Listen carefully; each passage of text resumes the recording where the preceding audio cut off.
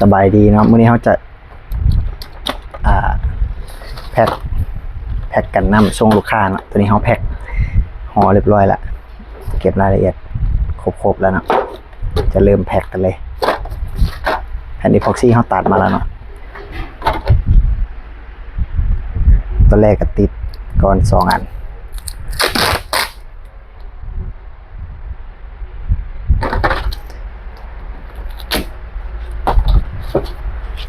ต้องละเอียดทุกจุดเนาะจะฟ้าวไปได้เลยทุกขั้นตอนเนาะ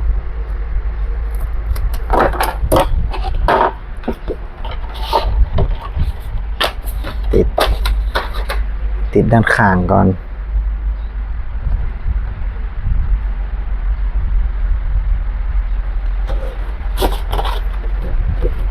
ข้างเรานี่ก็เนาะประกบเข้าสิอันนี้จะมาใส่นี่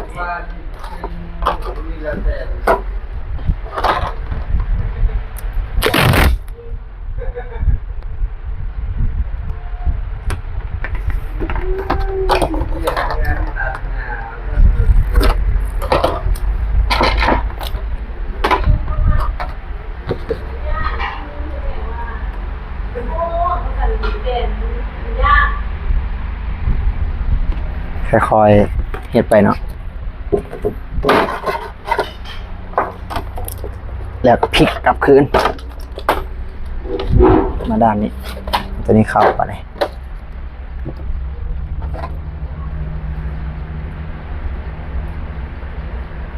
เอาตัวนี้ติดก่อนแต่เนี้ยมันจะได้ซื้อเนาะถ้าเอาสีดำติดเลยก็ได้ยุ่งหักยากเนาะติดก่อนหน่อยนึง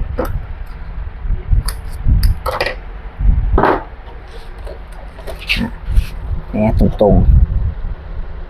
ๆซื้อแล้วก็ติดเข้าไปจะตัดน้อยกันก่อนแบบน้อยนึงเนาะเพราะถ้าตัดใหญ่แล้วเวลาเราแพ็คแล้วมันจะบ่แข็งมันจะบ่เข้าหูบนะพอดีอ่ะนะน้อยก็น้อยนึงได้อยู่แล้วคันใหญ่เกินแล้วเวลาเขาห่อฟิล์มโหดแล้วมันจะเป็นลมอ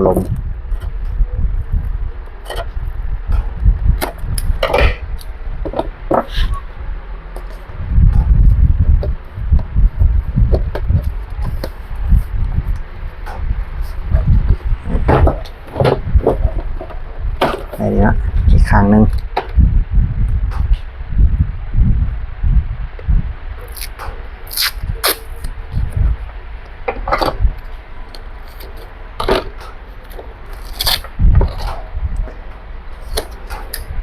3 จุดก็ได้นะเพื่อให้มันสื่อ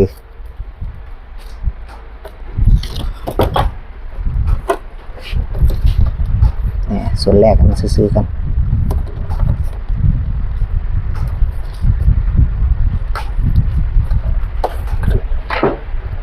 ตัวใหญ่ติดบาท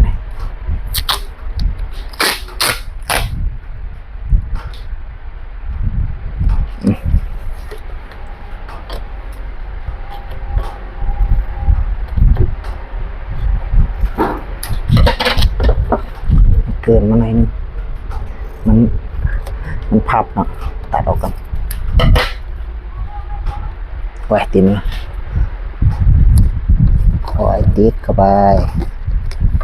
ให้มันเรียบๆเนาะแล้วก็ยังด้านหลังดูพอก่อนไปเกียนนี่คือก็อันนี้มันสั่นเนาะเอา2 จุดพอละ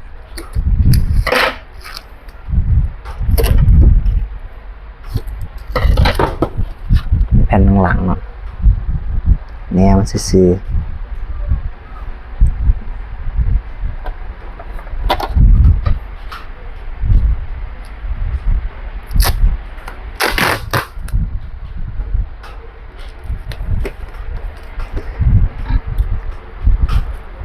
ต้องเฮ็ดดีๆเนาะก็น้ำเข้ามาในเพเลยเด้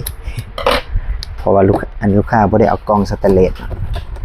ใครมีงบก็แนะนำให้เพิ่มกล่องสแตนเลสแล้วเนาะเพิ่มอีกบ่หลาย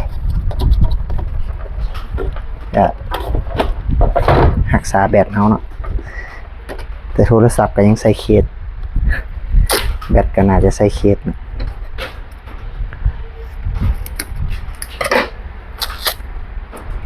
ซื้อตั้งแพงแล้วก็ให้ใส่ได้โดนๆจนลืมพุ่นละ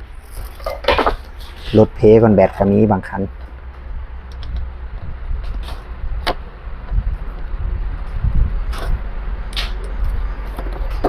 เนี่ยมันซื้อปิด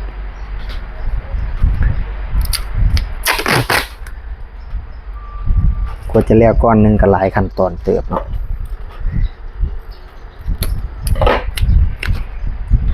ขามไปก็บ่ได้ขั้นตอนแต่ละขั้นตอนต้องได้คอยเฮ็ด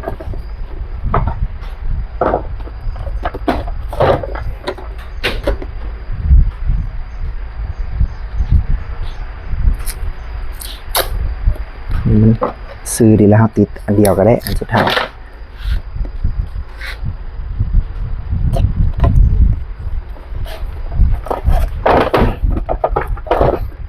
จำก็ติดง่าย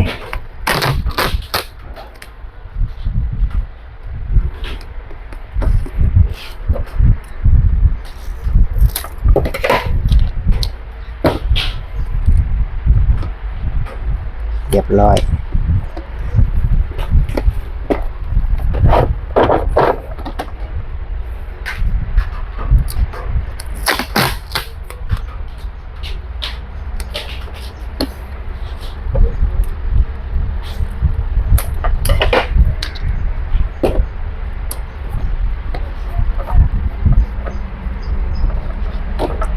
ฮะ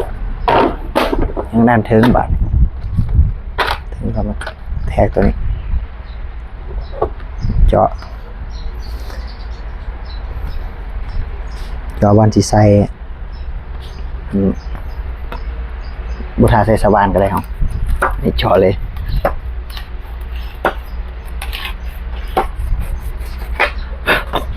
โหละ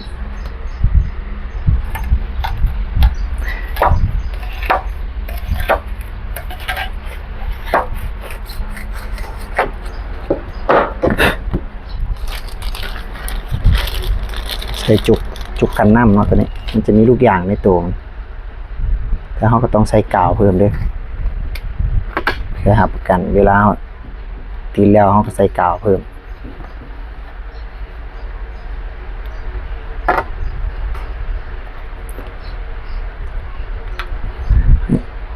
คือแบบตัวนี้รุ่นปกติเขาจะใส่สายเบอร์10ให้เนาะตัวนี้สายเบอร์10ให้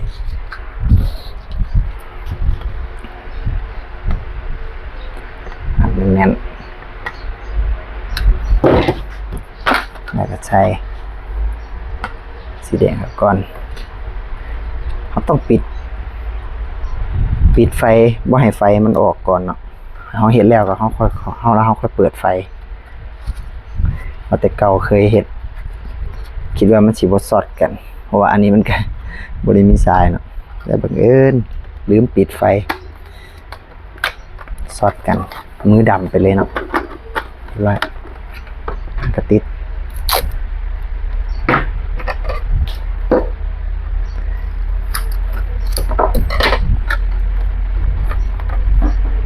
แถมซื่อๆนะ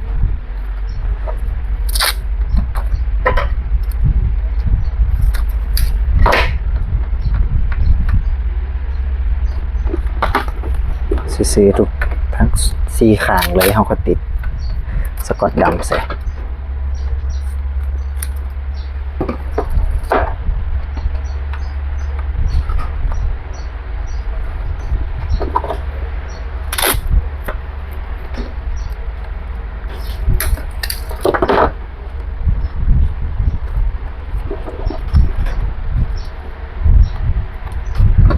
นี่น้อยๆก็ได้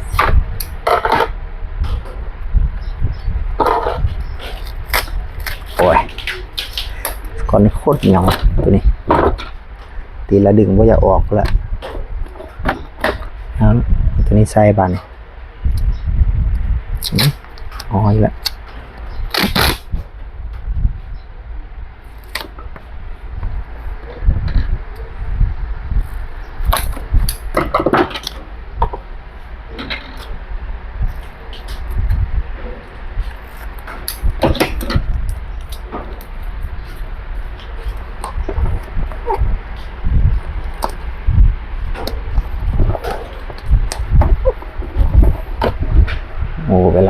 10 นาทีแล้วเนาะยังบ่แล้ว ที่ว่าสิใช้เวลาจัก5 นาทีบ่แล้วเว้ยอึบ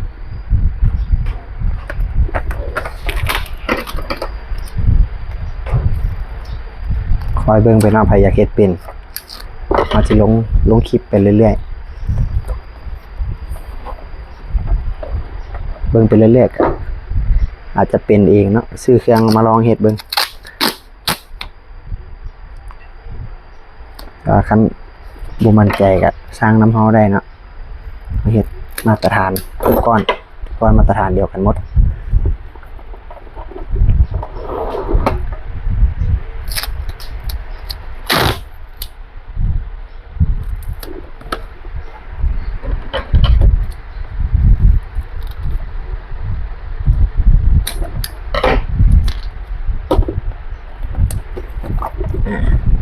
เรียบร้อยนะทั้ง4เบื้องเดี๋ยวเราเอาฟิล์มโหดมาใส่บานนี้ฟิล์มโหดอีก2สั้นวิธีเลือกฟิล์มโหดเนาะเราก็แทกตัวนี้นี่21เซนใส่นี่อีก14ปลายก็สิเป็นราวๆ35เราก็ต้องใส่36หรือ38เซนมาใส่ส่วนความยาวก็อันนี้29เนาะเราต้องบวกไปอีกข้างละ4ก็จะเป็น37ตัดมา37แล้วเป็นเขาไปตัดฟิล์มมาก่อนเนาะตัดมาแล้วนะ2 อันใส่ไปก่อนอันแรก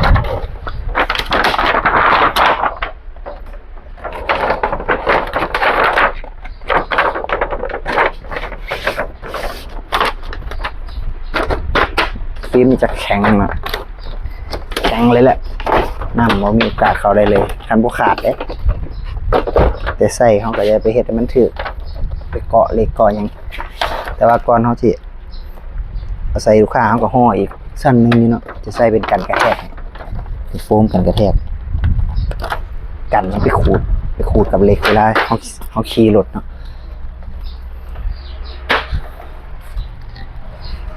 แล้วอันมันเหลือเบื้องละ4 เซนประมาณ4 เซนกระเป๋ากันเป่ามุมก่อนเป่ามุมให้มันล็อกกันนะใบมันหดเข้าไปเป่ามุมมัน4 เบื้องคอยเป่านะเดี๋ยวมันขาดจึงโดนไปได้จึงโดนมันจะขาดล็อกแล้วเขาก็ไล่เป่าไปแต่ละข้างทีนี้ต้องระวังมันจึงโดนลายมันขาดเสียดายด้วยเพื่อนมาใส่ฟิล์มหมดกับแมทนึงโมเมนต์ถือๆเนาะรุ่นใหญ่ๆนี่ก็แมทนึงเกือบแสนเลยด้วย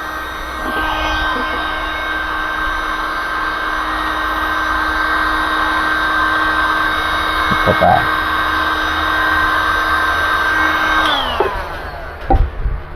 ป3 ข้างแล้วก็พลิกมาข้างที่4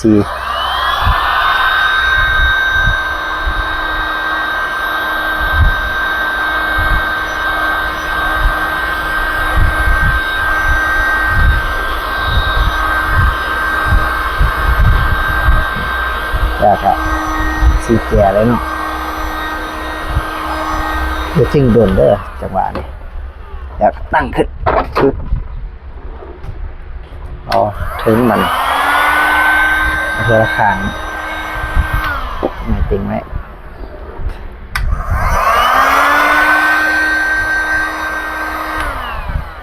กระติกไหมเกียร์มันจะเรียบเลยเนาะบ้านนี้ล้างก่อนสั้นที่2ใช่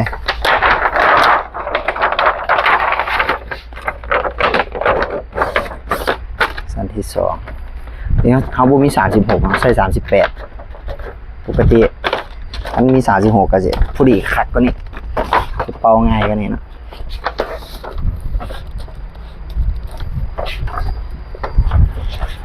เกานะจังหวะเกาสีแจก่อน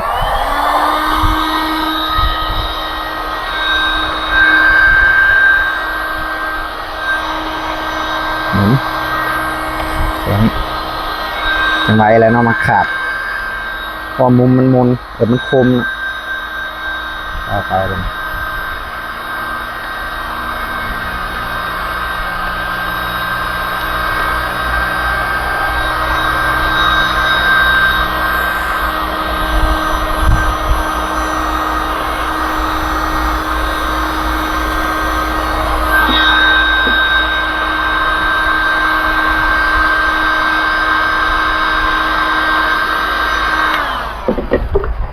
คลิปนี้จะยาวเลยหน่อยนึงเด้อคอยเบิ่งเอานะมีเคล็ดลับดีๆจะมาบอกกัน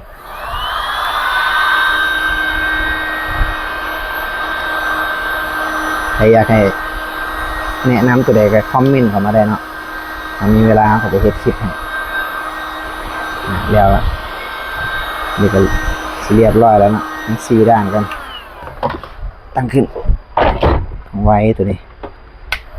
นี่ก็เหมือนเดิมไว้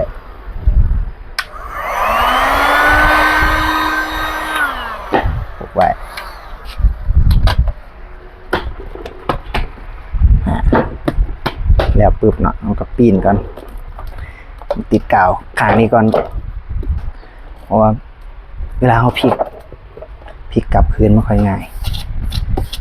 ได้แบบนี้แล้วเนาะ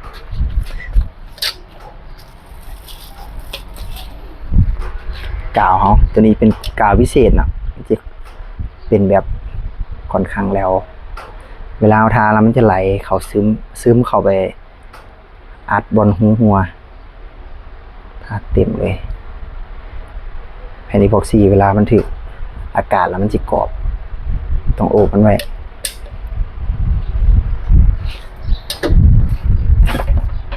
แล้วก็ปลายเลยเนาะปลายให้ทัวบ่ให้มี2วางเลยสังเกตกาวตัวนี้เวลาเขาปะไว้มันจะไหลไปเองมันเลยต่อยไปแป๊บนึงนี่มันจะ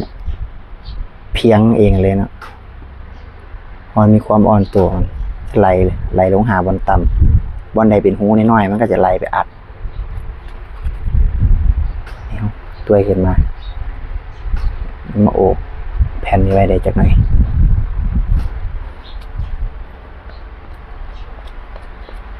ประมาณนี้สังเกตในแป๊บเดียวมันจะค่อยๆไหลจนเกลี้ยงเลยแต่ว่าเขาติดก่อนนะสับรถเข้าไป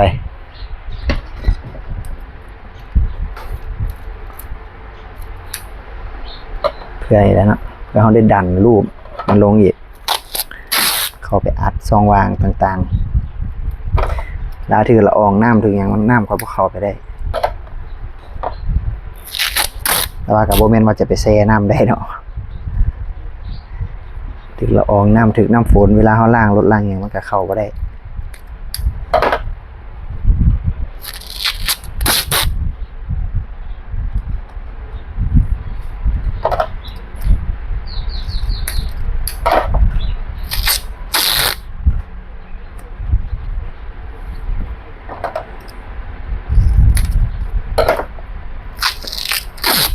คนว่าคือเฮ็ดเปลืองแท้ใส่หลายแท้สกอตก็ใส่หลายกาวก็ใส่หลายเพื่อคุณภาพเลยเนาะลูกค้าเป็นไว้ใจเขาแล้วเขาก็ต้องเฮ็ดให้มันดี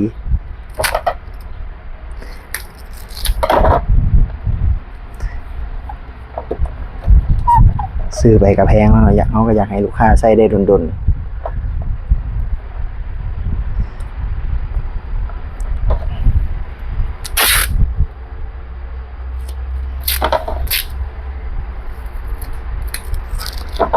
ทีนี้ตัดมันเริ่มติดแล้วเนาะติดแล้วเขาสเปรย์นี่แหละเสียดใบมันติดมันก็ตัดง่ายสันกาวตัวนี้ไปติดแล้วตัดยากเลย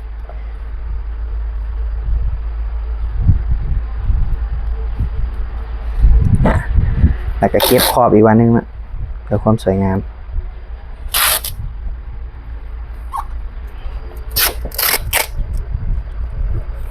ความสวยงาม งามๆเลยตัวนี้เรียบร้อยนะข้างแรกเอากับปีนบ้านี่ขนมบุตรีสกอร์เนาะไปปีนมาบ่ได้นะนี่เป็นคิวข้างเทิงใส่นี่ก่อนนะเห็นว่ามันจะมีลูกยางอยู่ข้างในแต่ว่าเขาก็ต้องใส่กาวนะเพื่อความมั่นใจ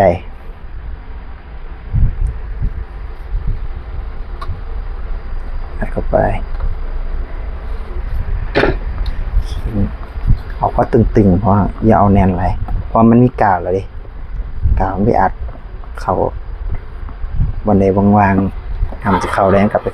กาวกับไปอัดแล้วแหละเอาประมาณ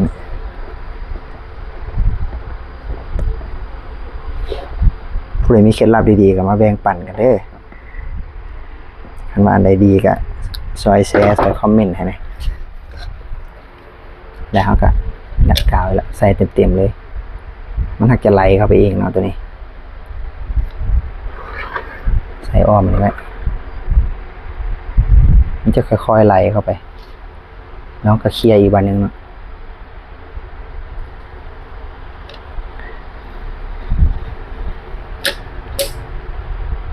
ยี่ห้อนี้เนาะใครอยากงูใครอยากเอามาใส่ดีเลยทั้งเหนียวทั้งทนเพราะมันโบมีน้ำเขาเคยเอาเป็นซิลิโคนของธรรมดาของตัวธรรมดามาใส่แล้วเนาะติดจังซี่เวลาเขาสกอตติดเวลาแบตมันทำงานมันมีความร้อนหน่อยนึงมันจะเป็นไอน้ำขึ้นก็ตอนนั้นเป็นซิลิโคนธรรมดาเลยอันนี้เป็นซิลิโคนสำหรับเฮ็ดแบตโดยเฉพาะ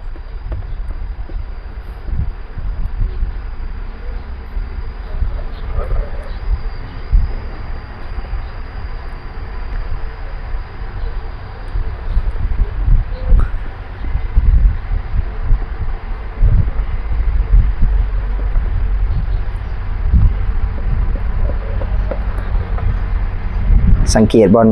หัวแบตเขาบ่ได้ไปเคลียร์มันจะไหลลงไปด้วยตัวมันเองอย่างงามเลยบ่ทาไปแต่งยากมาก็ติดอีกตัวนี้ก็ติดคือกัน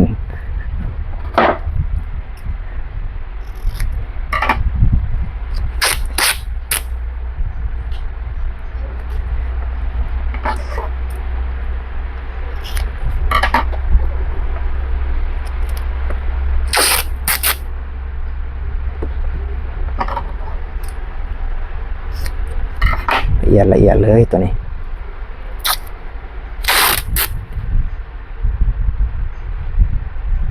ตีไปใกล้ๆเลย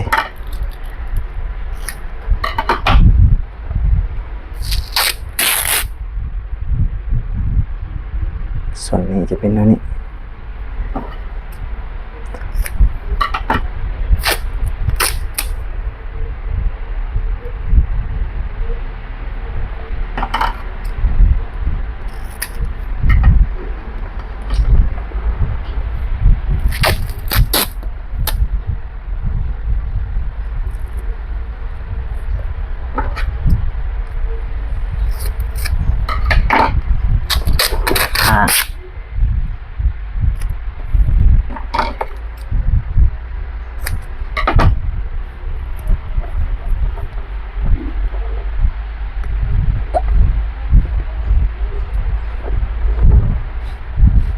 นี่เก็บให้เรียบร้อยเนาะถ่ายก็เก็บขอบ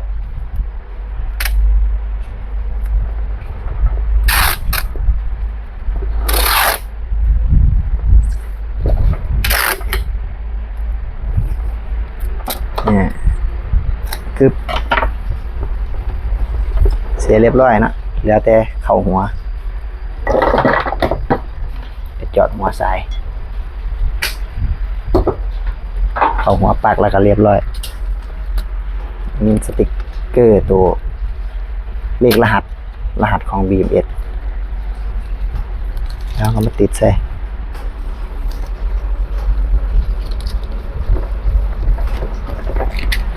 เรียบร้อยไปก่อนหนึ่งนะนี่เรียบไป3ก้อนละก้อนที่2ตัวนี้ยังบ่แล้วคักตัวนี้ก็ยังบ่แล้วคักนะเสร็จสิ้น3ก้อนมื้อนี้เกี่ยมไปใส่ให้ลูกค้าโอ้คลิปนี้ยาวเนาะ25 นาทีเลยเอาหลังจากแล้วเรียบร้อยเขาก็มาสากร้องให้ลูกค้าเนาะตัวนี้สากหน่วยนี้เนาะทั้ง3รุ่นเป็น30แอมป์ทั้งหมดเนาะแต่ว่าเฮ็ดเป็นคนละทรงนี่ตามลูกค้าสั่งเลยนี่กำลังสากเบิ่งแอปสากของเขาตัวนี้เนาะ3นี่ฮะใส่สากเขาแถมให้ไปจะเป็น8แอมป์เนาะแต่ว่าไฟเขาสิประมาณ7แอมป์ 6.8 แอมป์มาเบิ่งอยู่นำบีมอยู่นำแอปได้เลยเนาะนี่ลองเกมจะไปจัดทรงให้ลูกค้าตัวนี้จะไปใส่ให้ไรเดอร์เนาะตัวนี้จะไปใส่ให้ไรเดอร์น้องไรเดอร์มันเฮ็ดเป็น2ระบบ2หน่วยนี้ทรงลูกค้าตั้งแข็งเนาะถ้าย่อยทรงให้